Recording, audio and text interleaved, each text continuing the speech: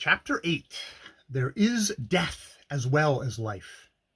Sergei Golovin never thought of death as though it were something not to be considered, something that did not concern him in the least. He was a strong, healthy, cheerful youth, endowed with that calm, clear joy of living which causes every evil thought and feeling that might injure life to disappear from the organism without leaving any trace. Just as all cuts, wounds, and stings on his body healed rapidly, so all that weighed upon his soul and wounded it immediately rose to the surface and disappeared. And he brought into every work, even to his enjoyments, the same calm and optimistic seriousness. It mattered not whether he was occupied with photography, with bicycling, or with preparations for a terroristic act. Everything in life was joyous. Everything in life was important. Everything should be done well. And he did everything well. He was an excellent sailor, an expert shot with a revolver. He was as faithful in friendship as in love, and a fanatic believer in the word of honor. His comrades laughed at him, saying that if the most notorious spy told him upon his word of honor that he was not a spy, Sergei would believe him and would shake hands with him as with any comrade. He had one fault. He was convinced that he could sing well, whereas in fact he had no ear for music and even sang the revolutionary songs out of tune and felt offended when his friends laughed at him. "Either you are all asses or I am an ass," he would declare seriously, and even angrily. And all his friends as seriously declared, "You are an ass, we can tell by your voice."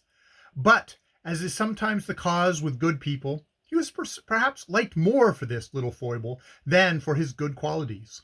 He feared death so little and thought of it so little that on the fatal morning before leaving the house of Tanya Kolovchuk, he was the only one who had breakfasted properly with an appetite. He drank 2 glasses of tea with milk and a whole 5-kopeck roll of bread. Then he glanced at Werner's untouched bread and said, "Why don't you eat? Eat! We must brace up." "I don't feel like eating." "Then I'll eat it, may I?" "You have a fine appetite, Seryoska." Instead of answering, Sergei, his mouth full, began to sing in a dull voice out of tune. "Hostile whirlwinds are blowing over us." After the arrest, he at first grew sad. The work had not been done well. They had failed. But then he thought, there is something else now that must be done well, and that is to die. And he cheered up again.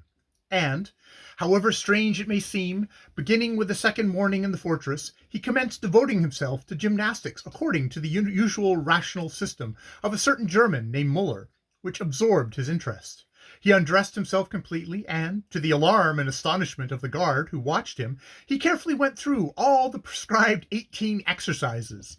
The fact that the guard watched him and was apparently astonished pleased him as a propagandist of the Muller system, and although he knew that he would get no answer, he nevertheless spoke to the eye staring in the little window. "It is a good system, my friend. It braces you up. It should be introduced into your regiment," he shouted convincingly and kindly, as so as not to frighten the soldier, not suspecting that the guard considered him a harmless lunatic. The fear of death came over him gradually. It was as if somebody were striking his heart a powerful blow with a fist from below. This sensation was rather painful than terrible. Then the sensation was forgotten, but it returned again a few hours later, and each time it grew more intense and of longer duration, and thus it began to assume vague outlines of some great, even unbearable fear. "Is it possible that I am afraid?" thought Sergei in astonishment. "What nonsense!" It was not he who was afraid.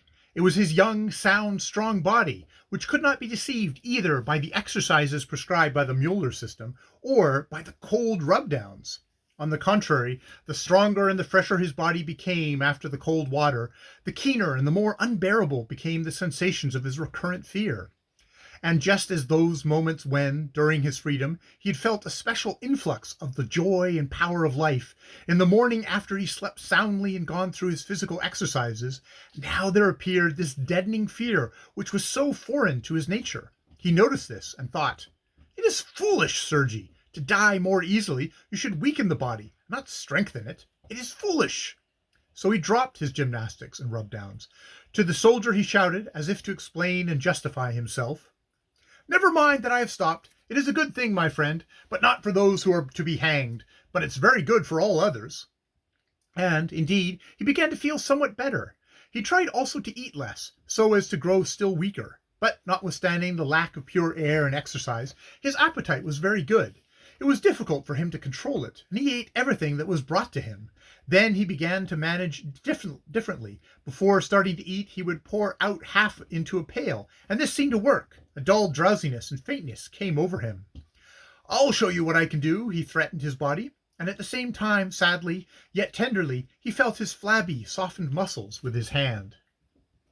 Soon, however, his body grew accustomed to this regime as well, and the fear of death appeared again, not so keen nor so burning, but more disgusting, somewhat akin to a nauseating sensation. "It's because they are dragging it out so long," thought Sergei. "It would be a good idea to sleep all the time till the day of the execution." And he tried to sleep as much as possible. At first he succeeded, but later, either because he had slept too much or some other reason, insomnia appeared, and with it came eager, penetrating thoughts and a longing for life. "I'm not afraid of this devil," he thought of death. "I simply feel sorry for my life. It is a splendid thing, no matter what the pessimists say about it. What if they were to hang a pessimist? Ah, I feel sorry for life, very sorry. And why does my beard grow now? It didn't grow before, but suddenly it grows. Why?" He shook his head mournfully, heaving long, painful sighs. Silence, then a sigh, then a brief silence again, followed by a longer, deeper sigh. Thus it went on until the trial and the terrible meeting with his parents. When he awoke in his cell the next day, he realized clearly that everything between him and life was ended, and that there were only a few empty hours of waiting, and then death would come. And a strange sensation took possession of him. He felt as though he had been stripped entirely, as if not only his clothes, but the sun, the air, the noise of the voices, and his ability to do things had been wrested from him. Death was not there as yet, but life was there no longer. There was something new, something astonishing, inexplicable, not entirely reasonable, and yet not altogether without meaning. Something so deep and mysterious and supernatural that it was impossible to understand. "Fie, you devil," wondered Sergei, painfully. "What is this? Where am I? Who am I?" He examined himself attentively, with interest, beginning with his large prison slippers, ending with his stomach where his coat protruded. He paced the cell, spreading out his arms, and continued to survey himself like a woman in a new dress which is too long for her. He tried to turn his head, and it turned. And this strange, terrible, uncouth creature was he, Sergei Golovin, and soon he would be no more. Everything became strange. He tried to walk across the cell, and it seemed strange to him that he could walk. He tried to sit down, and it seemed strange to him that he could sit.